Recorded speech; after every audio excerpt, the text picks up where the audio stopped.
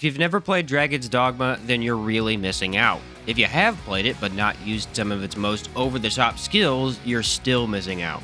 Dragon's Dogma has some of the most awesome looking spells and abilities I've ever seen in a video game, whether it be massive tornadoes or the purest form of a parry. Here are 6 of the most over-the-top skills in Dragon's Dogma. Starting off this list, we have High Gicel, my personal favorite spell in the game, both for its functionality and spectacle. It is accessed by sorcerers and will generate spires of ice that you send forth into your enemies. Not only does it look ridiculously cool, but it packs a lot of power. The spell strikes multiple times, dealing both magic and physical damage. Golems can be particularly challenging as a sorcerer because you have little access to physical attacks. High Gicel will deal good damage against them while leading to excellent stagger. As per most magic in this game, it's got a hefty cast time, but since it has a long reach, you can usually activate it in a safe spot. Of course, this spell also has a grand version which hits harder with more spikes, but unfortunately I don't have the ring required to upgrade it. Just know it gets even better. These icicles formed have a chance to freeze enemies and sort of track towards what you want to hit, making the skill very good in most scenarios. Also, you could group spellcast this one. If your pawns also have the same skill, you could both cast High Gicel together and generate tons of spikes. I also like how the ice stays there for a moment and then breaks away. Such an awesome skill that really makes you feel powerful. You can create a tornado. Do I really need to say more? High Maelstrom lets you summon a massive dark whirlwind that sucks in all your enemies and constantly deals damage to them. It will fling smaller foes way up into the air, and the more you get sucked up, the more that fall to their doom. The cast time is very high, but with something like this, it doesn't matter too much. You could summon a tornado preemptively just to keep enemies off of you, then use the first one as cover while you cast another. Maelstrom and High Maelstrom actually deal the same amount of damage, but the higher version will last longer, making it a little better. This is one of the best sources of dark damage in the game as it affects large foes and armies of peons. It's the most spectacular show of force you'll ever get. Spell sync this one with your pawn and you get multiple tornadoes at the same time. Now, this one does feel great to use, but unfortunately it could be turned against you. A couple of enemies can cast Maelstrom on you and your party, which pretty much means lights out. Also, try to stay away from the darkened mass, or you'll be completely blind. But when it comes to being a sorcerer, this feels as powerful as you're gonna get. If you didn't think this skill was epic already, they didn't even give it an improved version from Rings. Yeah, Capcom looked at it and said, she's perfect. Sorcerer is worth playing for this spell alone, if you ask me. Bow and arrow playstyles have always been a staple of the RPG genre. The ability to stack up so much damage while being far away from the battle is quite enticing. Dragon's Dogma does it the best.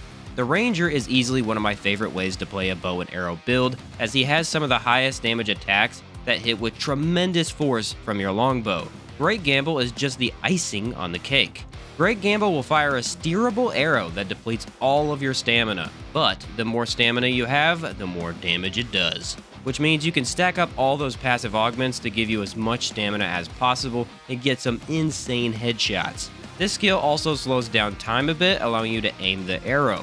Considering you'll get most of your damage out of a critical hit, this lets you target weak spots no matter what you're fighting.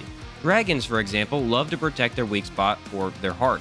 Fire this here without the movement and the beast might block it with their wings or legs. But nope, you have pure control over the arrow and can aim wherever you like. Setting up long-range shots and then blasting enemies way into the air will never not be fun. The sooner you get your hands on this weapon, the better, as it can really help out when your weapon damage is not that high. But don't use Liquid Vim. This substance grants you infinite stamina for a time, but with Great Gamble, infinite means 0 damage, as you're not using any stamina. You could, however, give your pawn this skill and watch them annihilate foes. Great Gamble gives you a chance to really savor the death of your enemy, and add as much insult to injury as possible. Well, there really isn't anything more over the top than murdering your own followers for more damage. And that's exactly what Great Sacrifice from the Magic Archer does. Once activated, the skill will reabsorb one of your pawns and send them back to the rift, after which you pause time and aim right where you want to fire.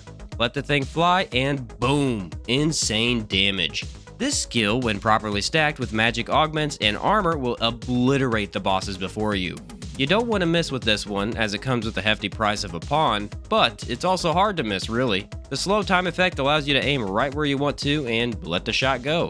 It can track as well. Being in the form of dark damage, this allows for fast battles with you as the victor. But do you deserve such a win? I say heck yeah. Better yet, try to get a sneak attack with this. Since range isn't a factor, you can nearly double your damage by firing it at an enemy who doesn't see you. With no pawns present, this skill can't be used, of course. It just doesn't have the ammo to fire, if you will. Considering Magic Archer is extremely powerful with almost no effort whatsoever, this cements it as one of the best vocations, if not the best. Focus your pure magic into every bolt and defeat the evil around you. Or, if you dare, become evil itself and fire off your friends into the enemy, only to resummon them and do it all again. Mystic Knight has a lot of cool moves. Perfect parries that make you feel like a beast, Magic Cannon, which feels like cheating, but what's more over the top to me is Stone Forest. Charge up your weapon and smash it into the earth, creating numerous stone pillars that smash into enemies with tremendous force. It feels like you're creating your own personal earthquake, and you'll knock down everything near you while sometimes inflicting burning. It's a skill that speaks for itself. The power to take on armies alone.